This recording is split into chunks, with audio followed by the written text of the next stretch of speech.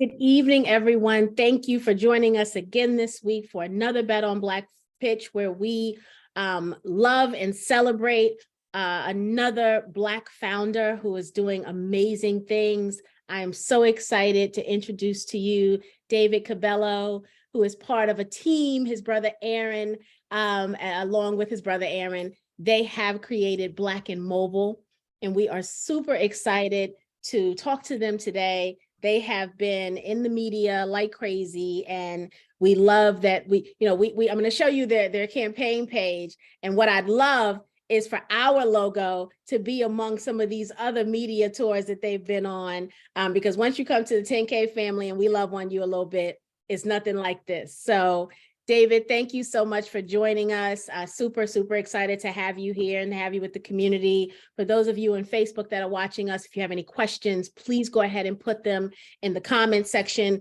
and we'll be looking at those when we get to the questions and answer session. And then obviously for those of you here with me in Zoom, you know how we do, right?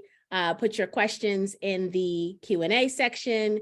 Keep your comments in the comment section and chat section so that we can, keep the engagement up. And then go ahead and drop that city and state in there for me if you haven't already, so that David can see where some of his potential investors reside. We are super excited again for you to join us, for the community to be able to have this early opportunity to potentially invest in you, David. I am going to start by sharing your campaign page. We'll be putting the link in the Facebook group as well as in the chat this evening so that the family can click on it. They can look at the campaign page, but I always like to go to it first just to kind of give a nice overview of what everything is and where they can find everything, because some people are new to the community and they don't know necessarily how to navigate some of the campaign pages. We go to WeFunders page often for those of you who are regulars here, and super excited about the work that WeFunder is doing with Black founders. One of the reasons we go to them so much is because that's where a lot of the Black founders go to host their campaign. So shout out to WeFunder. So this is the campaign page. To date, David and Aaron have raised $14,370. That is of a $50,000 goal. Their company is valuated at $10 million. This is a future equity deal, right? There are some investor perks here. As you can see, they have been out there trying to get the word out about Black and Mobile, and they've done a great job. They've hit all of the really important places, right, to get that word out. And so I'm sure many of you have seen them. I always tell you guys to go ahead and look through the whole entire campaign page.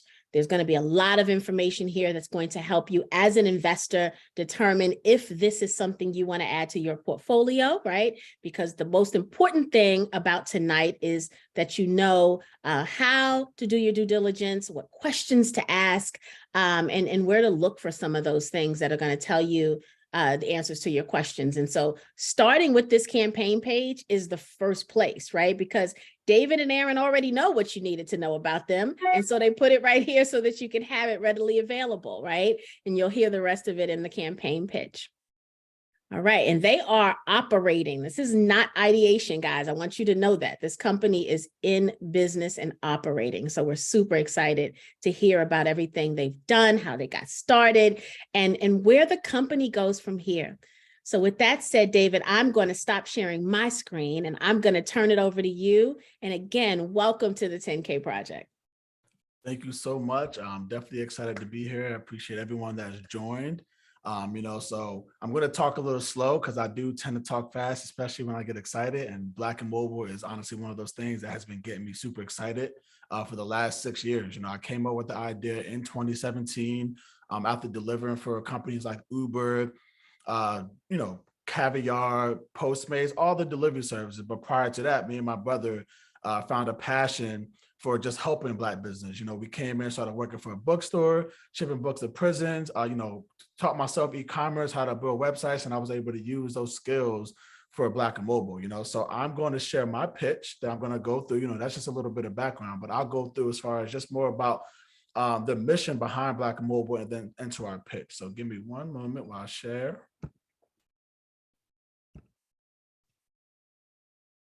And, oh wait, I'm sorry.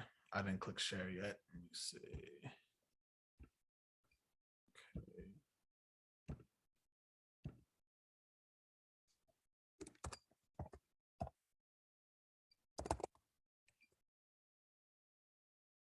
See my screen? Not yet. Not yet. Okay. Oh, because it just says my computer sound. So let me see.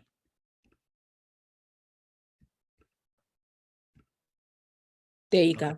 It's coming now. There you go. Okay. I don't know if you'll be able to hear the audio, but we'll see. All right. So let me pull this up. Sorry about that. Let's see. Okay, we good to go? Yep. All right, perfect. So Black and Mobile. Yeah, so my name is David Cabello. I am the founder of Black and Mobile, which is the first Black-owned delivery service in the country that delivers exclusively for Black-owned restaurants. And this page just represents just what we're about. You know, we deliver for Black-owned restaurants. We say we're revolutionizing convenience. It's all about community, group economics. We're all about just keeping the dollar circulating in our community and uplifting our people. And we do this through many ways, you know, through hiring people, getting people to support Black-owned businesses, and then also helping these restaurants thrive. So I'm going to go through this pitch and explain a little bit more about just some of our success, you know, where we're going, things like that. So yeah, so our background story. So I started delivering food in 2017 for some of the other big players in the food delivery industry. And that's when I realized the problem that most of these delivery services that I was delivering for, there weren't many Black-owned restaurants on these platforms. And as a driver, and even just as a man, I'm looking for Black-owned restaurants to support. And that's when I realized on these platforms that they were doing a really bad job of just highlighting Black-owned restaurants. And I knew that if I was having this issue, others were having this issue as well. But on top of that, oh wait, I'm sorry, 1 minute. Okay, there we go. And on top of that, there are many challenges that Black-owned restaurants face. So as I was delivering as a driver, but then as a driver, I understood the problem. But then as I started to become a consumer and look at these Black-owned restaurants and what they were facing, I realized that one, the fees were just way too high for some of these Black-owned restaurants. It got a lot cheaper over the years because some of these delivery services have faced, you know, a lot of legal action against them, but it's still been very high where commission fees are anywhere from 15 to 30%, you know, and they do this 15% to kind of start you in, but they always say, well, if you want more marketing, if you want to be seen against the Popeyes and the Chick-fil-A's and all these corporations, well, now you got to pay us 30%. So it's just way too expensive most of the time for these, these small Black-owned restaurants that are trying to use delivery services. But everyone knows nowadays, delivery is so important, especially for restaurants, because not only just because of COVID, but everyone is starting to use delivery apps more, or just more inclined to staying at home. So the commission fees are a very big deal when it comes to restaurants being able to stay afloat on these delivery apps.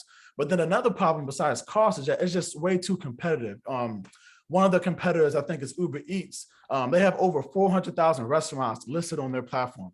So when you think of Black-owned restaurants, just in Philadelphia alone, we own less than 8% of the restaurants, but we are like 50% of the population. This is across the country where we're most of the population in some of these major urban cities, but we don't own anything. And then we don't own enough Black-owned restaurants compared to our counterparts. So then when you go on these food delivery apps, you see all these different corporations from, like I said, McDonald's, Popeyes, Chick-fil-A. There's no way the local chicken sandwich spot, the Black-owned chicken sandwich spot, is going to be able to compete with Popeye. So that's where it's really becoming just way too competitive.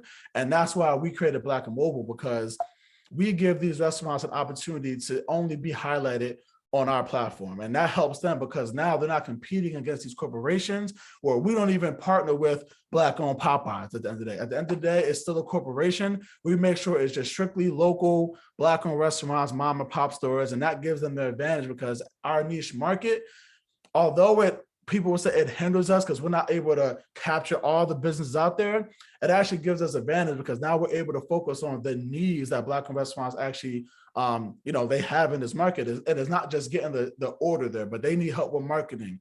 They need help with the technology part of it. They need help with the website. So this helps us just give more of a focus on them and then be able to market them better. And then, of course, we get complaints all the time from different restaurant owners that, oh, well, it's just too expensive, so it's a disadvantage to us in a way because now we have to come in and kind of cap the fees, but we also understand the opportunity that these delivery services are charging way too much in general. So we do cap our fees. We do have a tiered commission where it is at 10% that we start, but we cap it at 20%, depending on the package. And this just gives them that peace of mind that, what, these brothers are here not only to just help us get our product out, but they're not trying to charge us 30-40% like some of these other services, and don't even let them control the pricing. Some of these other services, they said, well, you can't go up in the fees. We let restaurants make sure that they're not losing any money when they work with us. So those are the solutions that we came with Black and Mobile, and here's how we bring more exposure to Black owned restaurants. So Today I stopped by. can you all hear that? Just want to make sure. Yes. Okay, perfect. So I'll show you a couple of videos of how we just create exposure for Black owned Cafe restaurants. located in Southwest Philly at 4907 Catherine Street. They're serving vegan, vegetarian, and pescatarian options. Today I ordered the jerk salmon wrap. It is a little spicy, so if you're not able to handle the spice, definitely go for a curry sauce or a teriyaki sauce. I also ordered the Island Mix, which is a very healthy smoothie. I'm able to add sea moss and customize it how I want to. But Hibiscus is definitely one of my go-to spots in Philadelphia. So if you would like to support them, definitely download the Black and Mobile app where you'll be able to browse hundreds of Black-owned restaurants and support Black-owned restaurants like Hibiscus Cafe. So I won't play the other video just for time, but as you can see to the right, Hibiscus Cafe, that's what on average our video of ours would do when we go to highlight a Black-owned restaurant. But this one over here, which was Reading Terminal Market, was our number one video. We had a couple 200,000 plus view videos that did very well. But we have some that go viral. We have some that still get a good amount of views. But this helps create that exposure for these Black-owned restaurants. That way, we're putting them on the map, but not just doing regular influencer marketing. Then we're giving them a call to action. So you know what, order through Black and Mobile, because you never know. They may not be able to order from Hibiscus Cafe, but they may have something closer. So we just always do that call to action to make sure we're giving them the exposure, but we're also in return directing people back to our app. So now more about the food delivery market. So the food delivery market, everyone knows, it's a very booming industry. We do have a few key players that have kind of taken over, but the opportunity for Black-owned restaurants is wide open because it is an untapped market. Most services just kind of started tapping into that market, and a lot of the Black-owned restaurants aren't happy. So as of now, the US food delivery market has an annual growth rate of 7.5%. The TAM is 26.5 billion, and then what we're targeting is 2.5 billion. There are over 50,000 Black-owned restaurants, and that number is growing every year. I mean, there's restaurants growing and opening up in every city almost every month. So this will increase, of course, but as of now, we're focusing on the 50,000 that we've been able to locate throughout the country in major cities. So that is where our market opportunity is. Now, to talk more about our traction. So to date, we've sold $1.2 million in total revenue. So this is from partnerships, this is from just delivery orders, but the total revenue to date is more close to like 1.3 million now. But yeah, 1.2 million. We've delivered over 26,000 deliveries. So we did just implement takeout. So this, that 26,000 does have some takeout orders, but we just started doing that last year. Takeout was something that we started doing last year. Nowhere near, 5,000 orders. Most of it is from delivery, which we make most of our money from. And then we also have, And then we also have 120,000 app downloads. So, this is very good where, we've done $0 ad spend so far. Everything is word of mouth. Everything is organic. So we've got 120,000 people to download the app through iOS and Android. And we also have over 110,000 social media followers, where most of them do come from Instagram. We have like 106,000 on Instagram, but then the other ones we aren't too active on.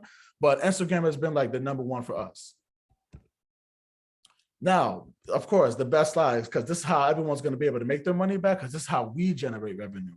So we do have very, very healthy margins at minimum at 20%, because when the order comes through, so just to kind of go through the breakdown, we put a restaurant on our platform, And then the customer, go on that app, choose that restaurant, and then place an order. So from the beginning, they're paying for the food. We also charge them a service fee. Now we do cap that. So their delivery fee is a 10% service fee, but we cap it at $5 up to $200. That way, if it's above $200, then it falls into the catering range. But just for a delivery order, we charge them 10% and we cap it at $5. We charge the restaurant 10%. And then we also charge the delivery fee. So the driver gets paid the delivery fee. So if it's a $7 delivery fee, we would take 10% of that and then, pay the rest of the driver. So those are the three models just on a regular delivery order that we take. So, it's anywhere from 20, 25%. We're making a pretty healthy margin just on a regular delivery order. But then in takeout, it's just at 10%. That is, we're not trying to overcharge that. It is a takeout order, the customer is doing most of the work. So, we just take our cut from the restaurant and for the customer, for providing the service, and making everything go smooth. Of course, you don't got to wait in line, you just go in there and grab your food. So we do charge 5% and 5%, but this is how we're able to not make it expensive for either the customer or the restaurant, because it's like we're splitting it down the middle on both parties. But we also have catering, where this is a newer model, but we have done things with Slightly Vegan. We've worked with the Philadelphia Eagles, where we also charge same model. This is only delivery. We don't do takeout catering, it's just all delivery, but we charge the customer a 15% service fee. That is not capped on catering orders, just because they could be very large orders. Same thing with restaurants, that's not capped. And then on the delivery driver fee, we just get 15% of that. And then we also outsource drivers. So this has been something that's been working very well with us, which you'll see on the next couple of slides, where we work with Penn Medicine and we actually help them deliver goods to people that are in need. So this has been a newer model that we've been able to just provide drivers. So, we hire our own drivers, then we're able to, outsource them to Penn Medicine or to, other restaurants for their catering orders. And that way we just get a flat fee for doing it, where, it doesn't go through our platform. There's no hidden fees. There's no transaction fees. It's just a straight flat fee, which has been working very well in a lot of our partnerships. So that is the revenue slide. And then projections. So we are on pace to already beat our sales from last year. We were at about 202,000 last year. We're on pace to do about 300,000 this year. And that is including our partnership money, which I will explain on the next couple of slides as well. But just regular sales with our partnerships, we are looking to almost double our sales from last year. So that is a very good thing for us. We're projecting about 300,000, maybe 350,000 for this year. It just depends on how this last quarter goes. A lot of the summer times are, usually slower, and then it picks up that fall and winter time. So I believe we will for sure have a great winter, but anywhere from 300,000 to 400,000 is what we're anticipating. But our goal is really just to grow 5% every month, because if we're able to grow 5% every month in sales, and that's just going to come from adding new restaurants, doing more marketing, our sales can, easily surpass even these numbers, where we can hit 1.3 million in ARR by 2025. So these are just some of the projections that we have, calculated, for our growth. And I'll wait to answer questions for that one. Now, for our growth strategy. So like I said, we've done $0 ad spend. Everything is organic, but we are looking to get more into just paid advertising. It's a big thing for us in our industry when it comes to getting new restaurants to sign up, getting customers to download the app, targeting drivers. So this is something that we really want to focus on, is getting paid ads out there, and then also using influencers to promote it. We're like our own influencer brand right now. We have the notoriety to go out there and promote restaurants, but also working with other Black local influencers is something huge that will help even amplify more the exposure, not only just for Black and Mobile, but for those Black-owned restaurants. And then we have a couple other ones where, word of mouth, that's just, from people hearing about us, and then events. Now, expansion, how we're really going to be able to grow. So right now we have about 250 restaurants on the platform, and we're looking to get that to 1,000 by first quarter of 2025, but we don't want to really expand just yet to new cities. Our first focus is just to raise money and then grow in the cities that we're in. But then the next phase would be going to cities like Houston, Chicago, North Carolina, some different of Washington, DC, major cities that have a lot of Black-owned restaurants. That will help us increase our revenue tremendously from, to get to that 1.3 and that 2.5 million. But something that we're not holding off on yet, but we are anticipated doing it for the next couple of years is expanding to new industries. So right now, we went through the last 4 years of just working with food, all restaurants, all food delivery, but there's been an increasing number of people that have reached out to us and say, you know what, we want to also be on Black Mobile. So this could be hair, delivering hair. This could be delivering clothing. Just really all Black-owned businesses. We want to provide our logistics, whether they're on our app or not. We can provide our logistics, but we've seen how Uber and DoorDash have started to transition into grocery delivery and starting to do things with GoPuff and starting delivering, cosmetics. So this is an industry that could be wide open for us as we start to expand to just different Black-owned businesses in general that need logistics. Like, for example, trying to get something delivered for like an outfit from Milano in Philly at 10 o'clock. Like, that's the type of stuff that we want to start providing and just kind of not get away from food. We're still going to be heavily focused on food, but just be able to open up our doors to more Black-owned restaurants. And then partnering with just other organizations. Like, we just got a partnership with a school in New York. So starting to do more partnerships like that with schools and barbershops and different catering jobs that will also help us, grow and, increase our revenue. And then lastly is the services. So we have catering where, that is things that we've been doing with the Eagles and different companies, but we want to expand more on that and get into more offices. Our subscription model that will help us, get like the whole how DoorDash does the Dash Pass, where we can just charge them, $20 a month and they'll get free delivery. That's something that a lot of people have been asking for. And then tiered commission is going to be something so we can make more money off of the restaurants, but for marketing, not just to charge them more, but to give them more marketing, give them more exclusive things, equipment that they need. So that'll be a way for us to go from just getting 10% from a restaurant, going all the way up to 20%, where we will always cap it out. And then, so our competitors. So everyone knows, we have pretty stiff competition when it comes to, Uber Eats, DoorDash, and the Grubhub. They do have a lot of the market share, but it is mostly out of those, white-owned, Asian-owned, different type of restaurants. They haven't captured too much of the Black-owned restaurant population. Now, I don't know the numbers on that because obviously they don't disclose every little thing. I asked ChatGPT don't even know. So, some things I don't just know fully from the data from Uber Eats, but what I can say is our pricing is cheaper. They do sometimes go higher than 30%, but on average it's 15 to 30%. Our service area is a lot farther. We have a lot of restaurants that tell us, like, are you farther than Uber? Are you farther than DoorDash? They don't go that far.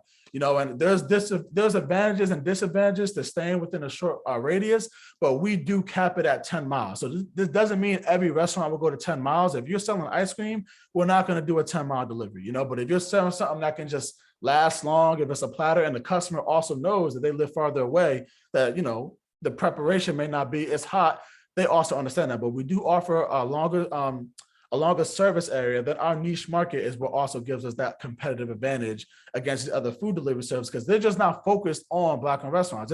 At the end of it, there's not that many for them, to go on there, then they got to try to sell them all. It's just not that many for them, but Black-owned restaurants love to partner with us over these other competitors. They just got to know about it. So that's really the advantage that we have, is that when they hear about Black and Mobile, 9 times out of 10, they probably want to sign up. Now, I love this slide because this shows just a little bit of some of our success, from partnerships to grants to a new accelerator we just got accepted into. So far, Pepsi Diggin has been one of the biggest partnerships that we've had, where they have a $50 million commitment to help Black-owned restaurants. And we were one of the first people that they wanted to partner with because they saw the impact we were making for Black-owned restaurants. This was in 2021. So we've partnered with them. The contract is worth over $500,000. And, we just help, that in that partnership, we're helping Black-owned restaurants, get signed up with Pepsi so they can get all the resources from websites, SEO, POS systems. So this is something where, Pepsi and I, we wash each other's hands. We make sure that, we refer them to people, they refer us to people, and we make sure, it's just been a great partnership with Pepsi Diggin. But we also, like I was mentioned earlier, with Penn Medicine, this is something that means a lot to us. It's not worth a bunch of money, but it's worth the impact, because we're actually helping a lot of people who are just in need every week of food. we're the ones who's getting that food to them. So every week we do deliveries. We got a bunch of deliveries, like 65, 70 deliveries this week. And we just make sure all those people get that food every week.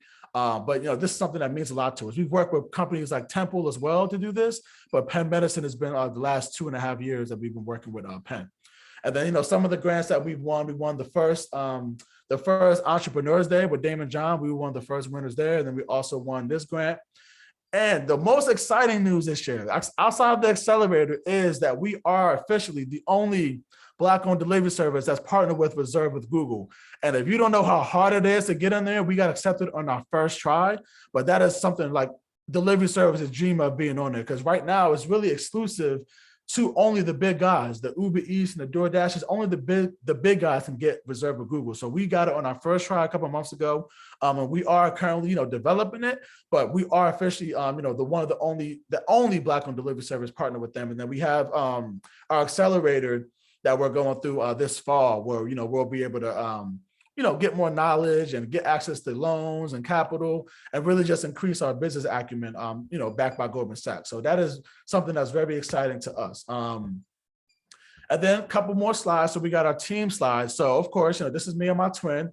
We got different hair, so we don't look alike in this picture, but we do look, we're identical twins. But just some of our experience. I am a first-time founder, so I don't have all the accolades of some of these other founders, but I've done, some pretty impressive things with Black and Mobile. And then we've worked with, like, again, Caviar, Uber, DoorDash, Grubhub, all the delivery services out there. We've basically worked for them and kind of learned the system. And then we have our two advisors, where Alicia, she's been a very big key in helping me just get smarter, honestly. She's more, I keep her around because she's very smart in business. She graduated from Temple, worked in banking for a long time. So she just kind of keeps me on point with the business side of it. And then we have our advisor that we met through Pepsi, actually, where, he has experience at Dig, which is a very successful restaurant, in the catering.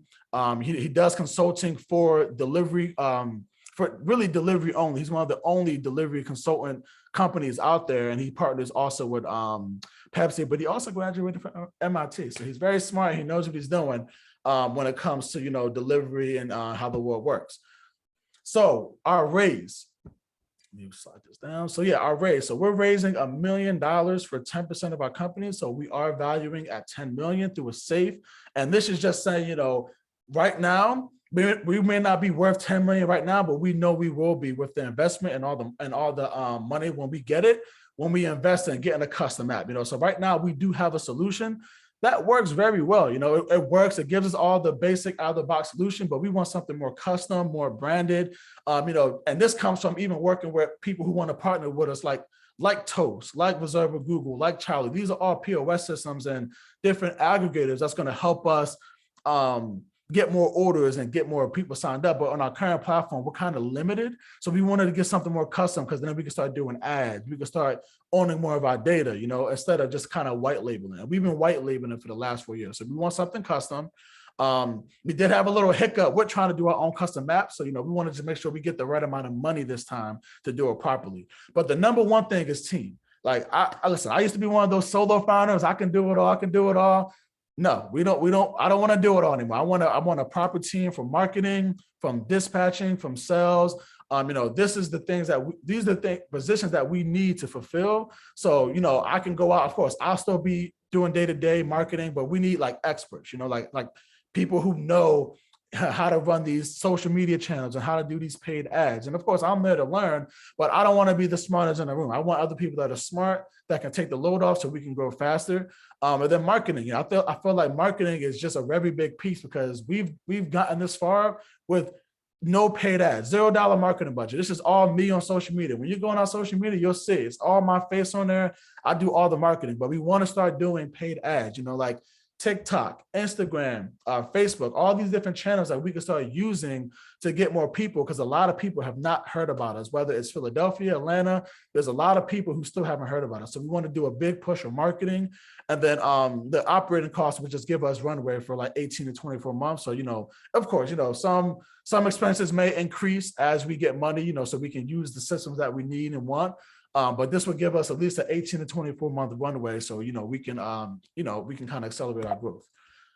Let's see. Yep. So yeah, that's everything. So Yeah, I got a little nervous at the end, but yeah, so that's about Black and Mobile, you know. So that's, you know, Black and Mobile, Black owned delivery service for Black owned restaurants. This is what we're all about, just keeping a dollar in our community. And if you would like to invest, you know, here are all of our social platforms. You can always email us, but I'm about to talk to you all anyway in a minute. And then here is some of the press that we've been featured in, you know. So here's some of the most impressive ones to me. You know, we've been featured in many, but, you know, for example, being in a music video with Jay-Z and Pharrell, we were featured there. Best of Philly, Earn Your Leisure, Steve Harvey. I mean, the list goes on. We've been featured in a lot of places. And, you know, that just shows our credibility, one, and then two, our ability to get these type of people to come and reach out to us. I've never reached out to a single person on this list. They've always, you know, wanted to hear about our story because of the impact that we're making. So I think that says something. And yeah, we're looking forward to just, you know, keep shining. So I appreciate everyone for listening, and I'm ready for some questions. All right. Wonderful. Wonderful job, David. Thank you so very much. Sure. Very, very good. You can go ahead and stop sharing so that we can be bigger on the screen. And we've already got a couple of questions, but I want to say, first of all, congratulations for all that you've accomplished. And I think what you guys are building and have built is beautiful. I don't know if you noticed in the chat, you know, here at the 10K Project, we pride ourselves as a community to make connections also. So within the chat, people are saying, oh, connect them with this person, with that person. And so I don't know if have you met Anthony Edwards yet with Eat Okra? I have. Okay. So in that's the prevalent theme in the chat is like, he needs to connect with Eat Okra because, you know, that partnership is a match made in heaven. Right. If I was a dating matchmaker, the two of you would be hooked up because it makes the most sense. I mean, he has the places that you're looking for, right? Sure. I mean, he's got them all. And so that definitely, I can't wait. If you've already connected with him, that means you guys are already kind of talking. I cannot wait to see that partnership happen. That's going to be epic. Yeah. The other thing is Dashable is another company. Dashable's out of New York with what's Marvin's last name? Marvin Johnson, I think it is. I'm not just saying that because that's a Black last name. I think it's really no. I'm familiar with both of them. I'm very familiar. Good. So both of them have come to the 10K Project. Marvin actually and Dashable, they were our very first pitch company 3 years ago in 2020. Wow. So super excited. Yeah. Another company that came to mind is Shoebox. Shoebox is a company, they're a ghost kitchen, but what they have that I thought was spectacular with them is they've got logistics technology that helps you be more efficient with the delivery service. So they look at where you are, they look at all of the places your orders have to be delivered to, and logistically, they're taking you the fastest route, the most logical route. I mean, and it's better than GPS, right? It's more efficient than GPS. It's like route optimization.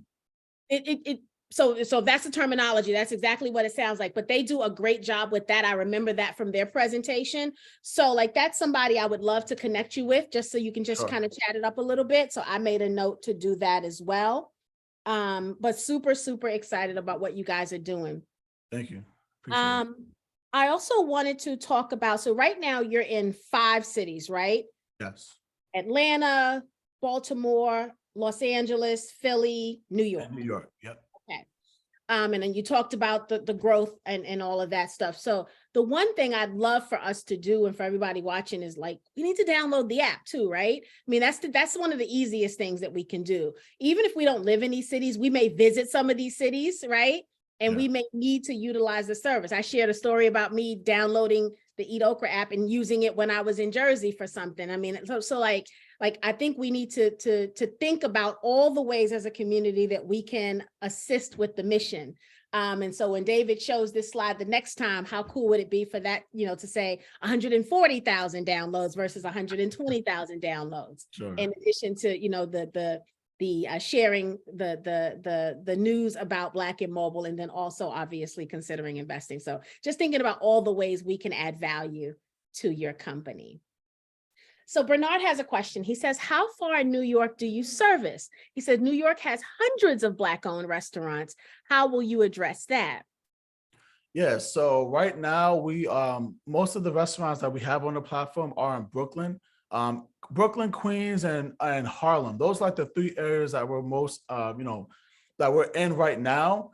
We do have to add a lot more restaurants in those areas. It's one of our newer markets. And Bronx, we're not really in Bronx and anything like that, but we will service in those areas about like 7 miles.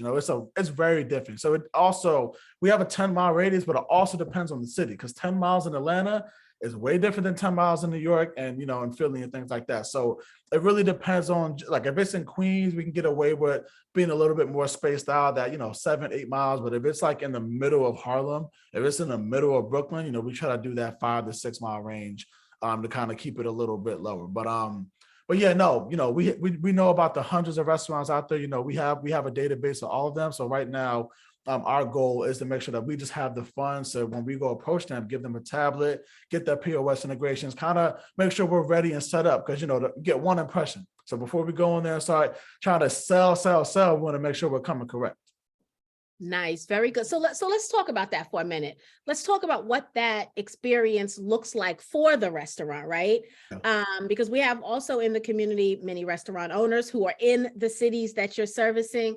What does that experience look like once you do present to them the idea of coming on board with Black and Mobile? As far as like just the setup process? Yeah, well, Yeah.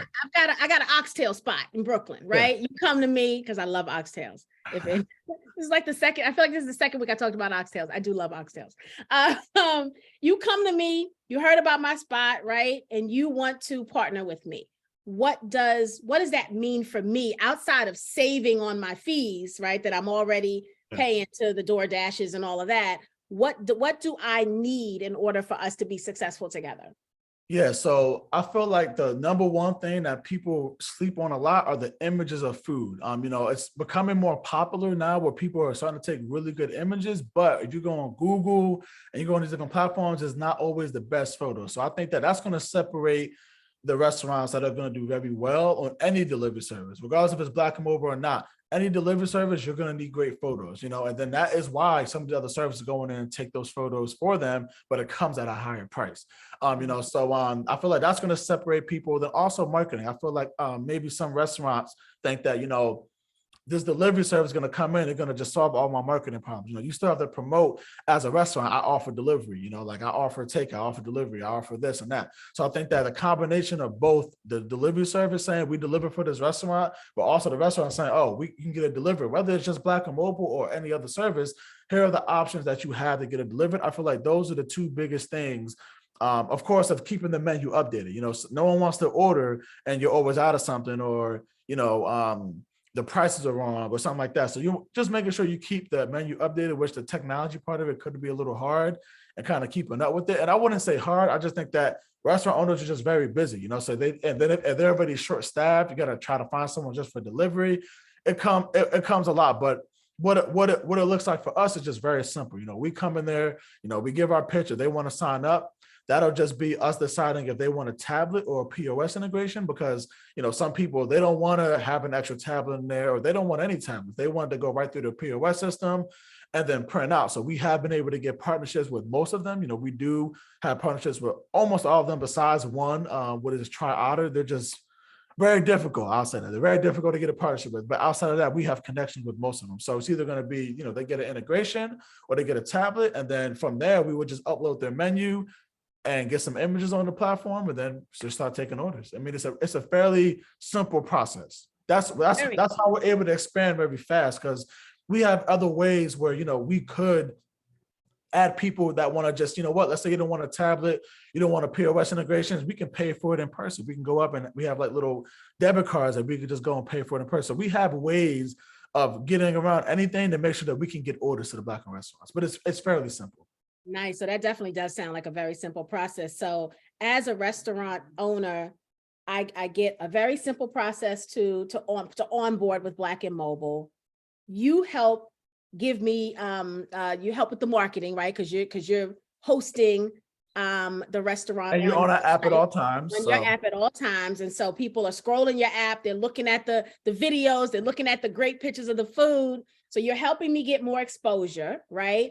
And then you also become the delivery service. Like that, for me, I almost wish I did have an oxtail restaurant because you seem like an obvious choice to me, right? And, I've heard we've got a Black owned burger place here in Louisville, Kentucky, where I live.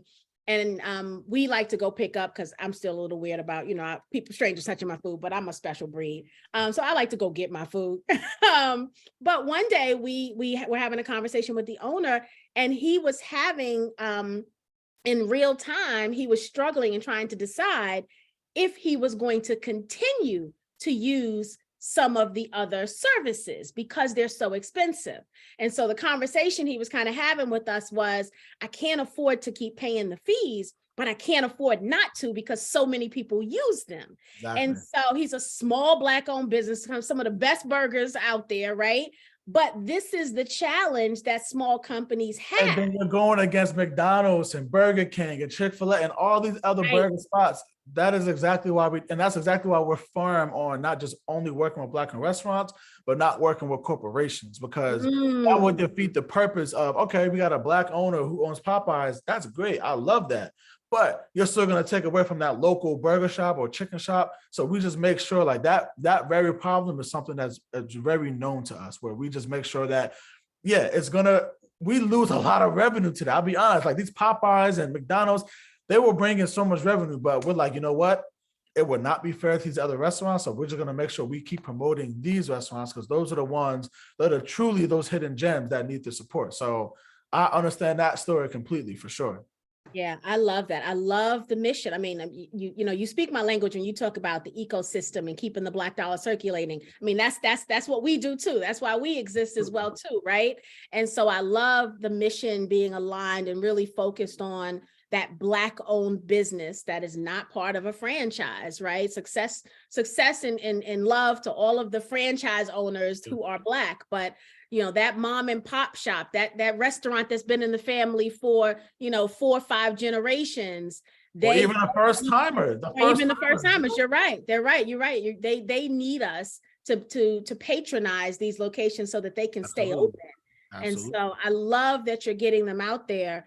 I can't wait for you to expand to other cities. I think about another spot we've got here. It's a hot dog spot. They sell Chicago hot dogs. I'm not in Chicago, so you can imagine to get a good Chicago hot dog in Louisville, Kentucky is a big deal. But the place is called Lonnie's, and it's like this little small place, and Mrs. Lonnie and Mr. Lonnie are the only 2 in there, right? And I keep thinking if something happens to one of them, what's going to happen? But they also have their clientele. New people, young people don't know about them because they're Mr. Lonnie and Mrs. Lonnie not on IG, right? They're not getting their business out there. You just kind of know about them because you know about them. And I think about how much bigger could their business be, and maybe they could get some help in there, right? If we go through that challenge a lot. We're trying to get certain restaurants signed up where some of them say, no, we only do cash. We don't do any delivery service. Oh, we don't have the staff. There's always those challenges. And that's why you will never be able to get every Black-owned restaurant signed up. It won't happen. There's some ways you can go around it and try to get them orders, but at the end of the day, they have to be ready for it, So I think that those mom and pop stores that really no one knows about, we want to bring exposure to them. If you know, but we can't get them all. Yeah, very, very good. Rain said, how are your deliveries being handled? Do you have a team of drivers of your own, or are you replicating the Uber model? So we actually have 2 different models. So the first thing is we always hire our own drivers in every city. So we do have our own drivers, but what we learned during COVID is that it's better to get the order delivered than have to cancel it. We funded like $200,000-$300,000 in orders. We would have did $1 million in our second year, but because of refunds, we just learned our lesson. So we do also have access to third parties if we need it, just to make sure orders can get done. So we were using Lyft for the longest, where they will come in and do deliveries, through the drivers. We have access to the Uber Eats system, the DoorDash. So we have access to those drivers, but we do always go to our drivers first, first party. You always use our drivers first. And if it can't be done, we'd rather get the money than refund it. Right. Okay. Very good. Great question, Rain. Bernard said, are you delivering only, or is delivery only done on bikes? Oh, no. That's just us. We've been doing that for Yeah, I 5 think he just saw the picture of you guys on your bike. Yeah. But that's truly how I deliver to this day. So that's not just to show y'all like, oh, we on a bike. No, I still have my bike that I deliver on all the time. I still do deliveries throughout the week. I mean, my brother literally, he has a whole crate that he attaches to his electric bike now, and he does like the pen orders, 50 deliveries. So like we and him do that, but we do have way more car drivers. Like that's just how we started, and that's what we show. Nice. Bernard also said he was born and raised in Brooklyn. Okay. G says, is there a ratio for Black-owned restaurants per capita that your company requires before you set up delivery?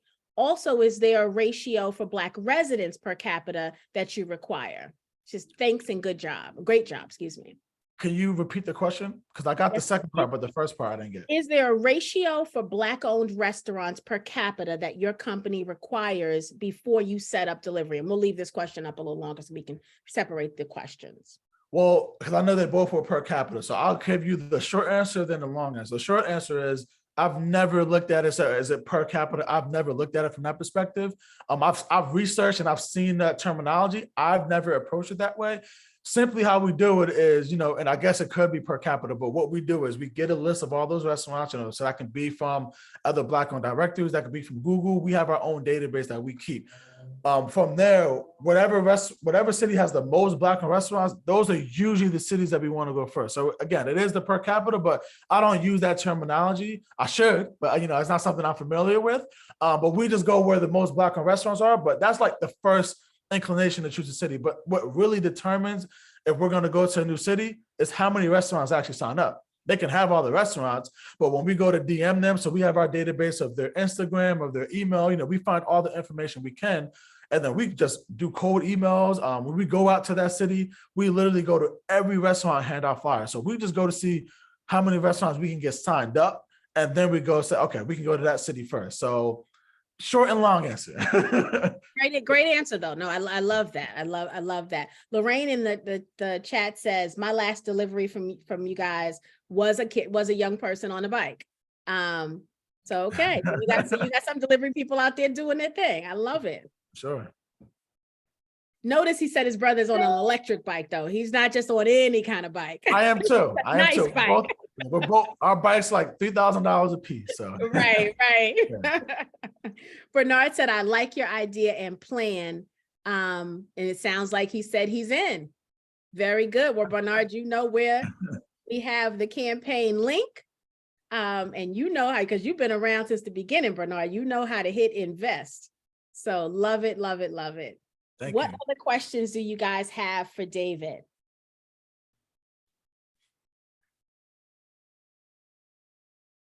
Well, I have a question, maybe some. How was my pitch? Like, if you give us some criticism, what could I improve on? Like with things like that.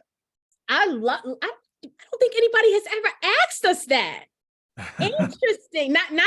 Not here. Typically, I'll get emails later. Okay. I think you did a wonderful job. First of all, I told you the other day, I love your presentation. I love that you hit all of the important points. Some of the presentations we see, like 40 slides, right?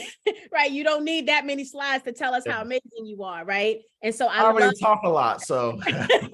But I love how you kept it focused on what the investor wants to know. I love that about your presentation. Like me, you talk a little fast, you slowed yourself down, but then you got a little fast towards the end too, because you got excited about talking about your baby. And so we get that. So I said in the beginning, listen, I talk fast. I'm gonna slow it down because I talk fast. I love it. But what do you guys think in the chat? What do you guys think? How did David do?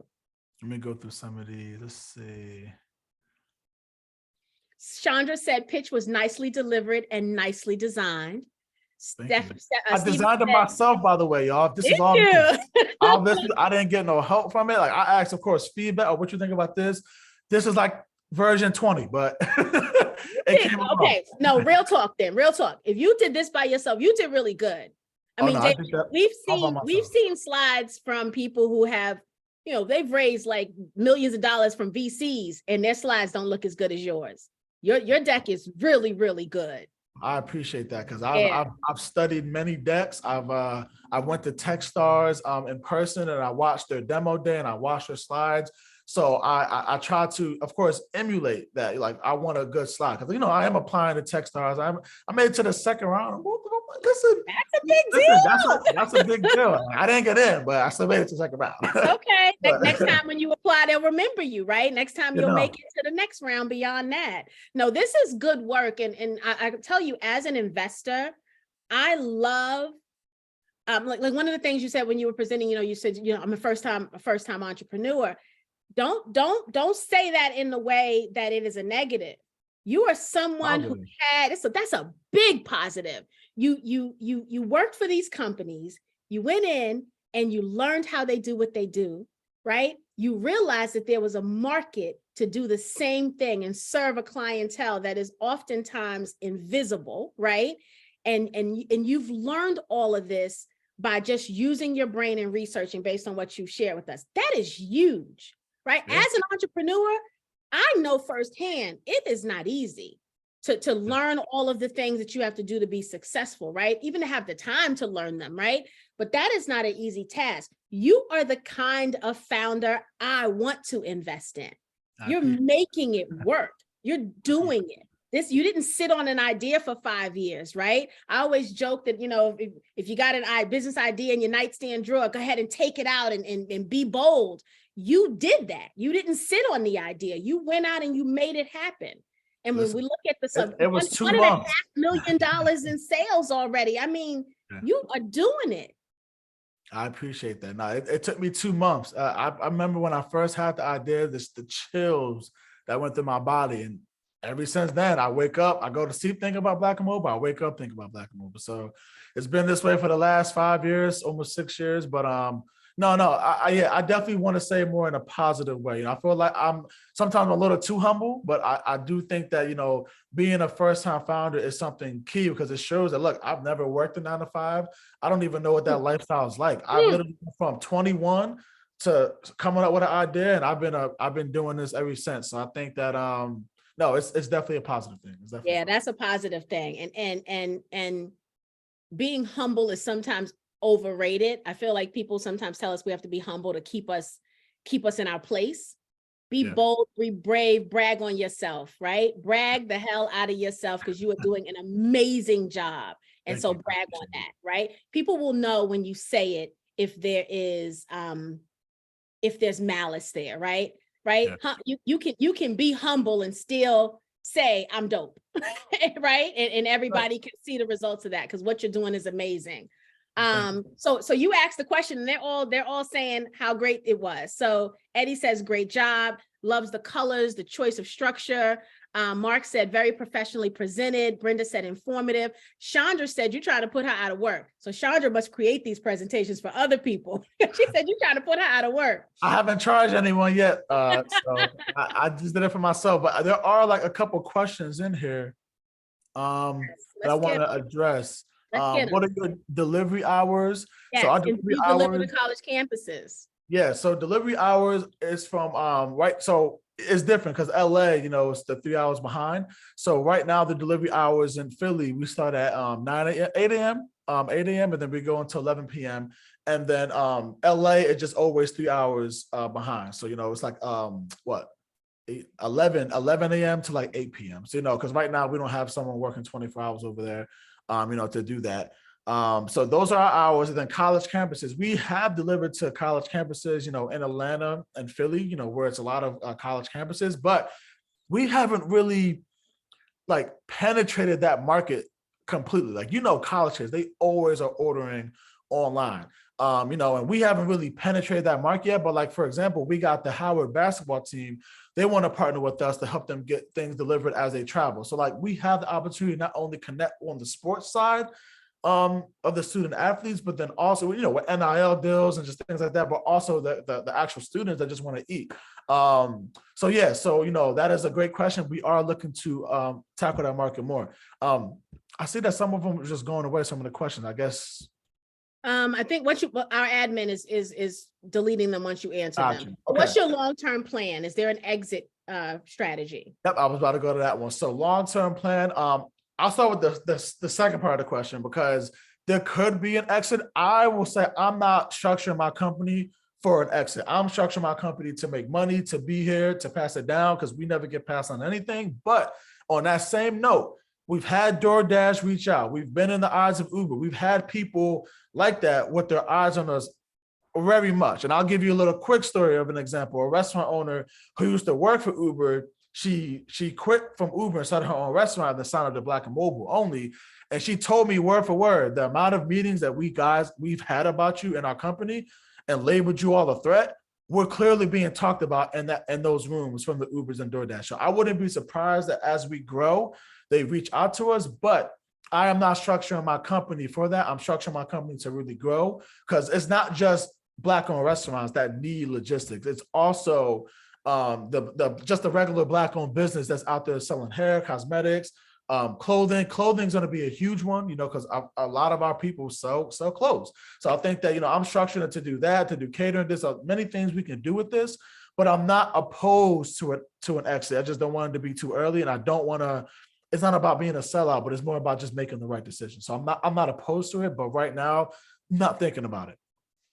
Very good. Another connection we can make with you as you think about expanding is a company called Nandi's List.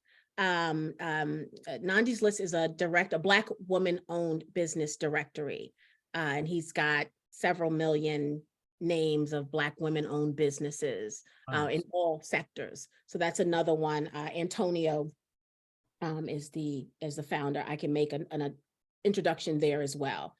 And I know you're not ready to move into the other industries yet, but that's a connection you can have when you are ready.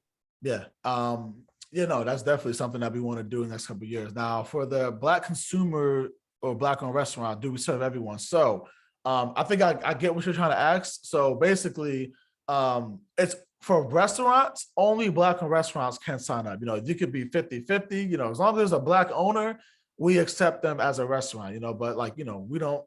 I'll be honest, I'll go into a restaurant and just straight up say, is this Black owned or not? Like I'm very bold with it. So, that's the answer to that question. It's only Black owned restaurants, but it doesn't have to just be 100% Black owned. It can be, all right, I own it with my wife who's white or husband. Like it can be that situation. We've had many of that. For consumers, no, we don't ask, what race you are when you're ordering, so, there's no way for us to even know what color you are. We have many Asians, Puerto Ricans, white people, Black, all different type of people that want to order and they know the mission and not just order. Because I feel like a lot of people get focused on this, the consumer side. Anyone can work for us. It doesn't matter what color you are. We don't even ask what color you are when you apply to work for us. We don't care, because if you know the mission and you're helping Black people, that's all we care about. So we don't ask what color you are when you're ordering or when you want to work for us. The only time we care is when it's about, the restaurant, is because, that's just our mission. And we've turned down many popular white-owned restaurants that want to work with us, unfortunately, but that's not the market we serve right now.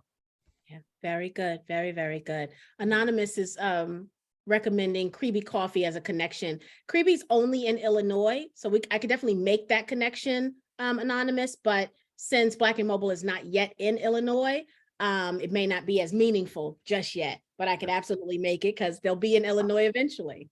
Sure. So very good. What other questions do you guys have?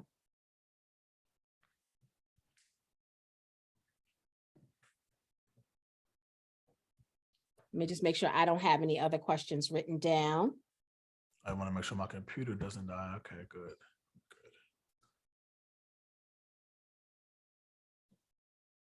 Yeah, I think you answered all of the questions I had written. There's a comment from Facebook. Alita Maddox says, Black and Mobile app ready now. Let's go, Harlem. Okay. Okay. Yes. Yes. The app is ready. So she's putting a call out. So you got to tell everybody about them, right? So I'll, as we see the other questions, those final questions coming through, one of my call to actions is always to say, share the heck out of this campaign page, right? Yeah. What David and Aaron need most is for people to know about them, right? And so the campaign page is the way we want you to do that. So share the link, put it on your social platforms, tell all of your friends, have them download the app, right? But then also let them know that this company is raising capital. You And can own a so piece of it. that's right. And you can have a piece of it, right? So this is a future equity deal. So this is the kind, we oftentimes compare early investment opportunities to Uber because they're a success story. This is literally like Uber, right? Because it is even the same industry. And imagine with everything David has told us here this evening, what this company is going to look like in 5 years, in 10 years, right? I do This want to say, is the main reason why we did equity crowdfunding is because we just really we've been approached by celebrities, we've been approached by some big name people, and the deals never work out because I'm deeply rooted in making sure the people that have gotten me here can own a piece of it. So I could have just gone right to the big VC round and trying to do that, but I made sure I did a equity crowdfunding round because I want the restaurants, the drivers, the people that support the customers. I want everyone to be able to own a piece before we blow up, because we've already been, business is always ups and downs, but we've had success early, so I think that is just very important for the people that are always supporting and that are consumers that actually own a piece as well, as far as their favorite brands and things like that. And it's not just Black and Mobile success. Remember, this is a restaurant, this is a whole ecosystem that we are creating. So as another restaurant gets popular in Black and Mobile, that helps your investment, and that's what we're all about. So I do want to say that, it's really about making sure people can own a piece, as we continue to grow. Of course, we will go to the big VCs, but right now we're just going to stay more local, let our people invest, and then go from there. I love that you shared that because that can't be lost. What David and Aaron are creating here is not just a business for themselves. Part of their strategy is to help market other Black businesses. We don't make money unless we do that. Right. And so Yeah. when you invest in a Black and Mobile, right? And I'm not a financial advisor, I can't tell you what to do, but when you invest in a company like Black and Mobile that has a mission like Black and Mobile has, you are not just singularly helping the ecosystem. You're doing it in more than one way. Beulah, I saw your question. You wanted to know what the investment was. The minimum is $100, but you can, invest more than that, right? David is trying to raise $1 million this round. 50,000 on the website. The WeFunder was the minimum. That's to get publicly listed on WeFunder. That's to get publicly listed. So remember, this is the family and friends round, right? So this is where we put on our rich auntie and uncle hat, right? And this is where we help David and Aaron get to that 50,000 so that WeFunder can then open up their larger, 300, 400, 500,000 investor network to them. So, the minimum is 100, but to try to get them, the minimum is $100 investment is what I was answering. Sorry. But to get them to the 50,000, right? If you can do more, right? But again, I'm not in your pocket, Beulah. But that's kind of the what we're trying to accomplish here is to help them get to that 50,000. G says, are pickups and deliveries from farmers markets a possibility? I love that idea. There are some Black sellers who are at the farmers markets each week, but not all buyers can make it there due to the limited hours. And I'm glad that you asked that because we have actually done deliveries from farmer markets already. So, it is a little tricky because the internet connection, that farmers market would have to have some type of Wi-Fi or something. So then what happens is a lot of these pop-up vendors use like their hotspot. So it can work. We do have, a tablet we can give to them or they can use it on their phone. That's the great thing about it. It doesn't have to just be a tablet. They can use their smartphone, which automatically has, the internet connection they need. So we've done it in LA with a couple of people at farmer markets, but it's not something I can say that it's like been something that we've like head on, tackled, but we've experimented in a lot of different things with delivery. So I would say, that's something that could be big. But it's more big in LA. I don't see farmer markets in Philly or New York, not too much. It's something that where, for example, Uber and DoorDash, they were able to use the Instacarts and kind of pivot to the grocery store, but not too many Black owned grocery stores or farmer markets, not too many just yet.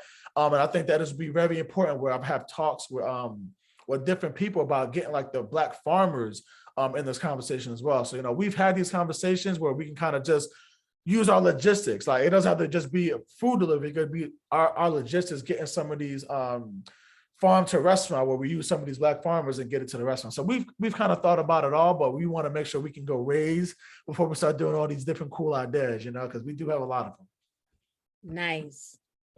Very, very good. I love the forward thinking though. And you guys keep talking. I gotta get my charger 1 minute. Okay. Any more questions for David? Any additional questions before we say our final statements?